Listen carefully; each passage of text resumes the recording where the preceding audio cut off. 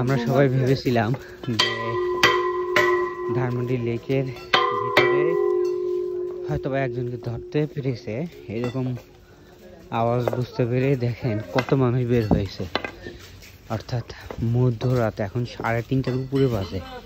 এই মুহূর্তে সবাই হয়তো আমরা একটু শুনবো। কয়জন আসছিল?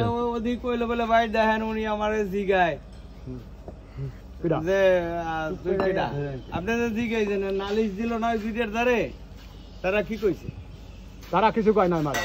আমি খালি জিজ্ঞাসা করছি যে আগে যেটা গেছে শোনেন ব্যাগ আছে, ওর কাছে জিজ্ঞাসা করছি যে এত রাত্রে বাড়ি হয়েছে কা ভাই আমি ডিউটি করতেছি। কি আমার কাছে